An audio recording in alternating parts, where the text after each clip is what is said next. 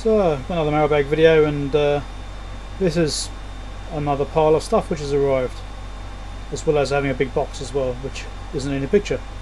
So we'll get started. Okay, here's the first item. Let's see what this is. Oh, I've got a fairly good idea what it is, but we'll see. I believe this is an item for review.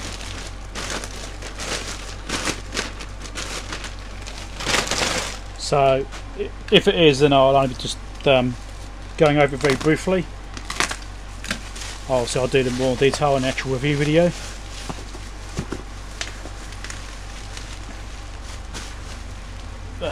Take the thing out. It's all packed anyway. Come on.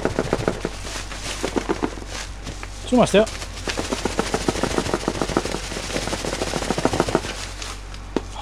No, close. There we go. There we go. Right. Now, this is the camera. As you can see, it's been crushed a bit here. Hopefully it doesn't matter. Another Omni CCTV item.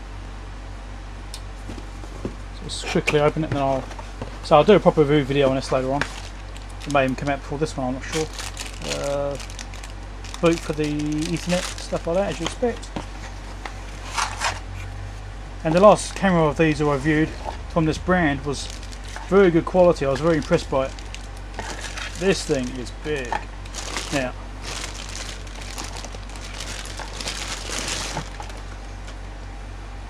I believe this one's got some extra features on it compared to the one I did before. Also, it's another IP camera, PoE powered as well, 12-volt PoE, either one. Oh, get the wires untangled from my microphone cable. So lots of options on there. So I'll do a proper review on this at some point. Not just yet. I've got to get through the mailbag. But if you're interested in IP cameras and security systems, then I might want to come back later on and check that review out once I've done it, or go look for it. I'll link it in somewhere or something, I expect. But it's been provided to me free of charge by someone, so I'll be doing a big review on that and covering it properly. Okay. Next thing, so look at this.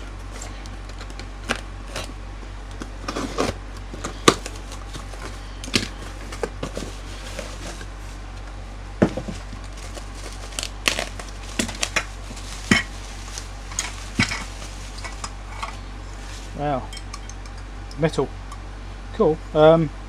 These are 240-volt fans, 0.14 amps apparently. Now I've actually purchased these with the intention of replacing the fan in the Fluke 5200A, because that thing's noisy as hell. So this is what this is for, is to replace that fan. So I thought, if I'm going to get one, I might as well get two. Doesn't cost much more. So yeah, we'll see how we go. But these are nice. Got metal casing, which is, I was expecting plastic, but that's all good. They look pretty nice. As always, remember to check out the links that are sticking below for the various items I've got here. I try and remember to do them when I can. I don't always remember, but I do them for a lot of things. Now, being RS, this is bound to be a bunch of capacitors or something, isn't it? It's always capacitors from RS. Just get the paperwork out of the way.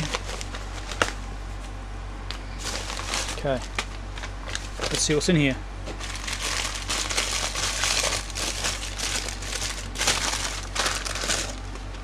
And the capacitors, as expected. Now these are ones which I purchased for the Fluke to replace some paper capacitors which are in there. I'm hoping these will be suitable. I'll have to see about lead spacing and stuff like that. I'm not quite sure yet, but they're probably okay. So yeah, that's for the Fluke. Because I'm suspicious about these old paper caps, you know, especially in critical circuits like oscillators and stuff like that. You need to make sure that they're good value. So I thought I'll chuck those in. Hopefully I did a job. Okay, so let's see what this is. Oh yeah, little diode pack, LEDs. So I don't know exactly which ones these are.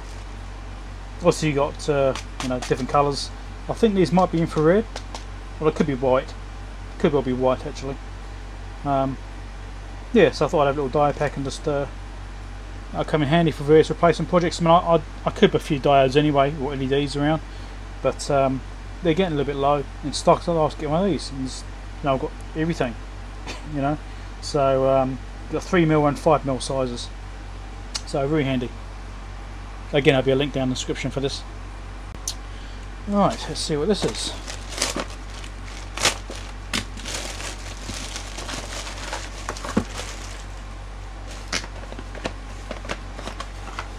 Okay, right.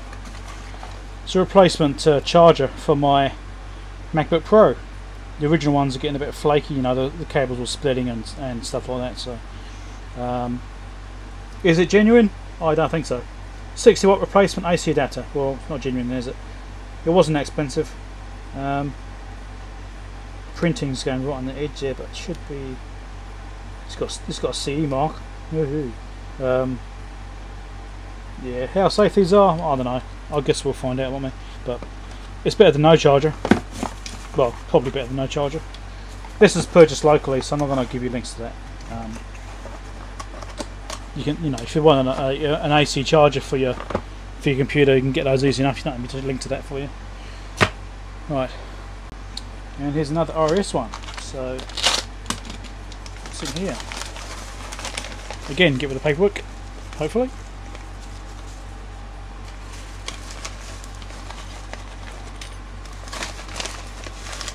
That's it. Transistor heat sinks. Yeah. What was that? No, 205 is it? I can't bloody remember sizes. Is this on here? Nah. But these are for these parts we're pulling out of the Fluke.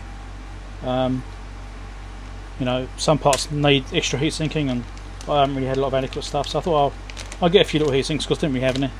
I've got some other ones in order as well, but these are just some little ones. Okay, next thing.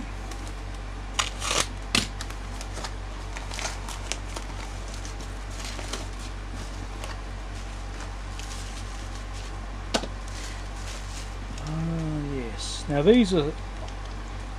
It's because I saw a thread recently about probe conversions and stuff like that. So these, in theory, should fit on a standard size probe.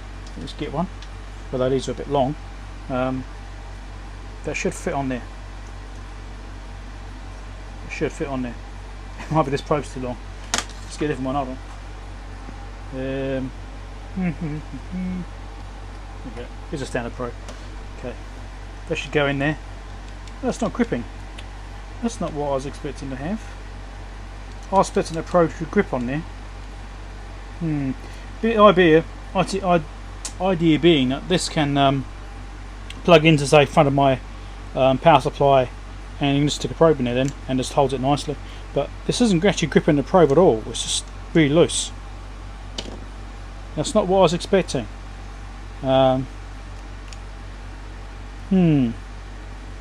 I'm missing something. I'm not sure. It's just got a boot on there. No, it doesn't. So it's unscrew. Maybe it unscrews. Does it? No, it doesn't.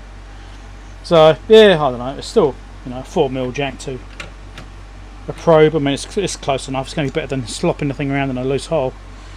But it's still not as tight as I was expecting.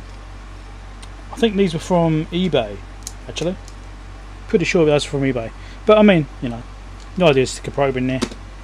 It's still probably going to be slightly more convenient than the other way, which is, you know, a bit more tedious. Anyway, it might probably still worth a look. I'm surprised it's such a loose fit. Alright, next thing.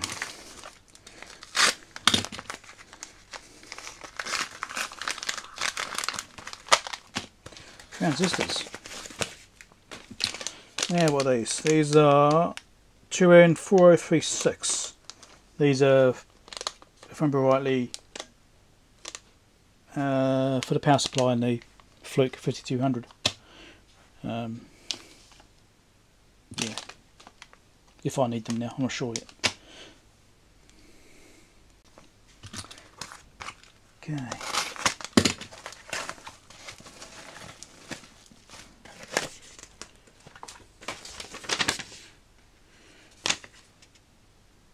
Okay, this is from these guys, whatever this is. Okay, some cables which I'm hoping will work on the Fluke. I'm not 100% sure yet because I'm trying to identify what the actual plugs are. They look similar. These are SMB connectors. I'm just not sure if they're actually the right ones for the Fluke or not. Where it's got the interface cables for the various cards. I'm just going to go and have a look and see if they're the right ones. I hope they are. Well, they plug into the cables. So these are the male ones, which are I think they're called male. These are the same as the actual connectors that are on the boards. So the cables are on the 5200. They've got the other mating side to that. So you can plug this into the cables, and then you can tee these off or run these off to whatever bits of test gear you want, you know, through the BNCs. So I bought a few of these. I also bought some connectors as well, so hopefully they're in this bunch too. So if you've got a Fluke 5200 and you need connectors, the links will be down the bottom there somewhere for these, I think. And yeah, so these are called SMB connectors. In the manual it refers to them as Connex or Conhex or something like that. But these seem to be the correct ones, so that's all good. Next thing. Don't forget to check out the description for various links and things like that. That's fairly fast. These are from PB Tech, local company. 32GB cards, nothing overly special, just quite budget ones, relatively cheap. I think they're like $20 or something each, something like that, but not too bad. But these are for dash cams. So got a 64 in there which has died, so I thought I could just get a 32 and I'm done with it. A bit cheaper. I think they are anyway. Yeah, a bit cheaper. Next thing.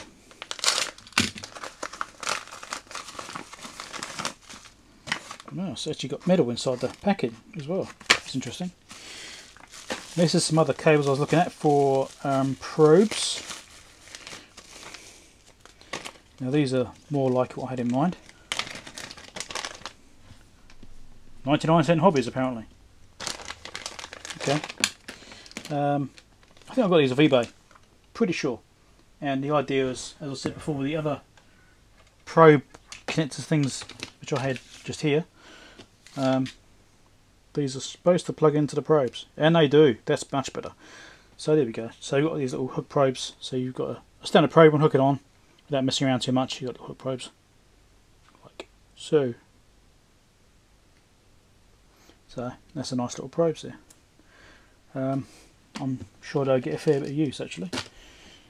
Okay, let's keep on going. Right. What's in here?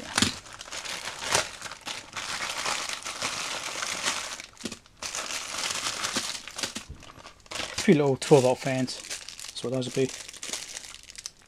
4cm square 12-volt fans with speed sensing, as well as 3 wires. So again, I just wanted a few of those because I didn't have any left. I've already used them all. Just little handy fans to have in tight spaces, you know, if you want to call something, you know, a specific transistor somewhere or something. Handy for that. Also, I'd like to give thanks to my current Patreons. I've gained a couple more recently, which has been great. So thank you very much to those people which are sponsoring me and help me to pay for things for my channel effectively. You always need that, especially the amount of stuff I tend to buy, as you can see from this video. So that's the little probe set. Well, yeah, it's got clip leads and stuff. Let's have a look. A bit noisy. Sorry about that. So silicon leads, all nice silicon. Fairly stiff silicon actually, but they're okay. They're not bad. So we got 5 colours, is it? I think it's 5, yeah. With crocodile clips on the other end. So nice strong springs on those. They look alright. Look reasonable. Those sorts of things come in handy too. So that's all good. Okay, what's next?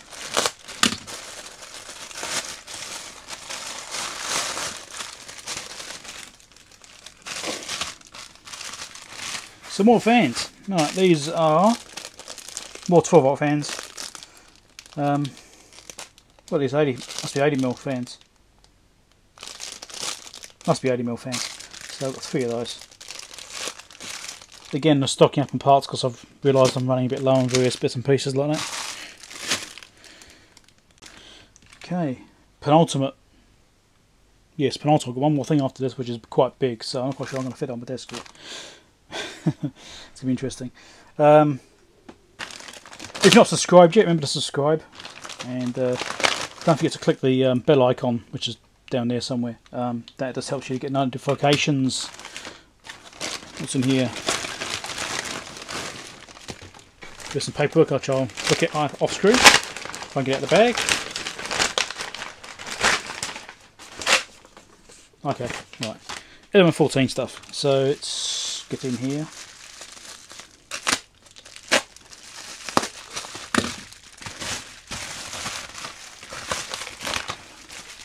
So yeah, that's stuff you get to subscribe and click like and the bell icon. These are 2N5321s also for the power supply in the Fluke 5200. I've been buying various bits, but these are substitute parts, not original, so it's a case of just seeing what will work really. And I've got one more thing left, which is a big box. I might have to unpack it and come back. Right, I know the box is filling up the screen, but I've got the camera as high as I can, and there's the box. It's pretty big, so I think I'm going to have to probably move it out of the way, but for now, let's see if I can get into it and show you at least.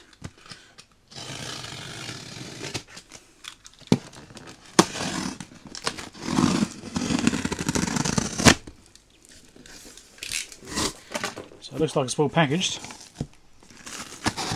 Yeah, I'm going to have to do this somewhere else. This is just nice space. I'll be right back.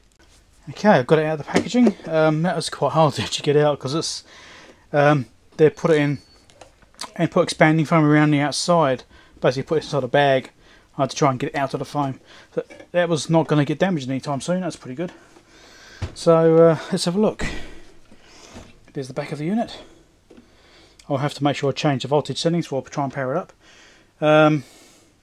There's option 1, option 3. I'm not quite sure which those are offhand. And Simon Spears might recognise this.